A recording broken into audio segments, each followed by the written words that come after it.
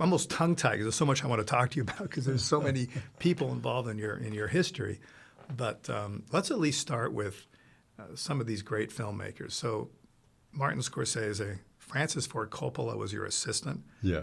I mean, I don't even know where to start. So tell us a little bit about Coppola, who, I mean, not only has made some of the greatest movies ever, in my opinion, in cinema, but is also a wine baron. You know, that Coppola wine is, God knows, everywhere. Actually, Francis told me that he made more money off the wine, and he's got a couple of hotels, off the wine and hotels than he ever made in motion pictures.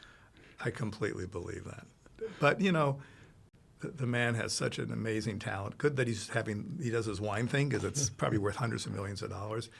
But in the history of cinema, movies like Godfather and Godfather 2, and I mean, he's just made some just crazy great movies. But tell us a little bit about how he started with you. What was he like when he was a younger whippersnapper? What was he like? Well, I had found out that I knew that we were making low-budget science fiction films. And I found out that in Russia, they were making big, spectacular science fiction films. So I found a way to buy the American rights to these.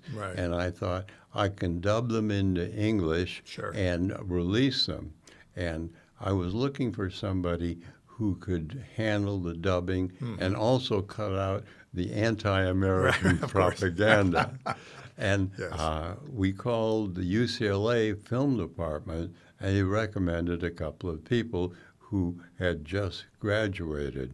And we chose Francis because he just seemed smarter, and I got along with him very well. So but for a moment, so then it's not like you knew him at work. He was, he auditioned in a sense. He was a contender amongst the other graduates, and you gyrated towards him. Yes. So he went straight from UCLA to working for us on these pictures.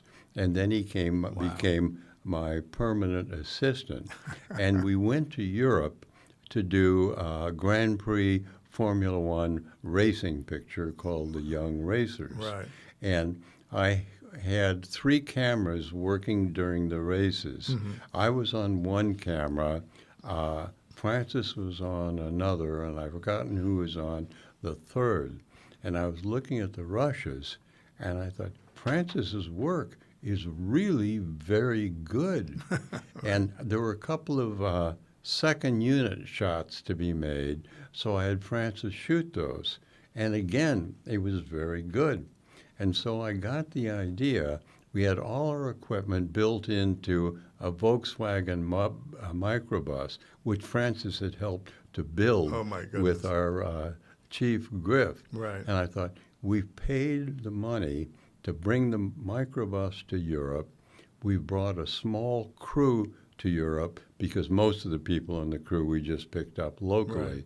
But we had this small crew. Everything was paid for, including some actors, and we could make another picture for very little money because all the essential costs have already been paid for on the Young Racers.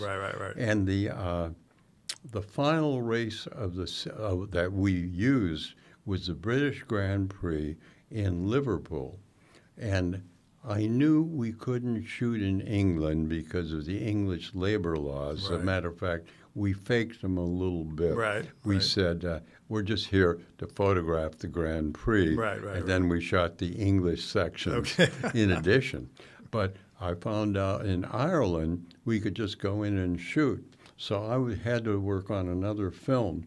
And I said to Francis, if you can write a script, I'll finance you. And you can just take the microbus from Liverpool to Dublin and shoot the picture in Dublin.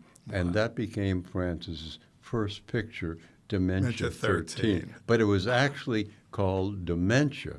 But I'd found out there was another picture called Dementia that we didn't know about, and we couldn't use the title.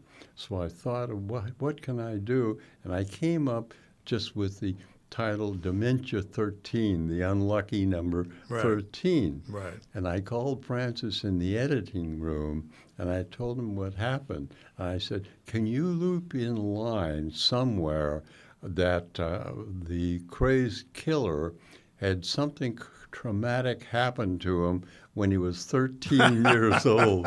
And Francis said, yeah, I can do that. So the picture became Dementia 13. Unbelievable.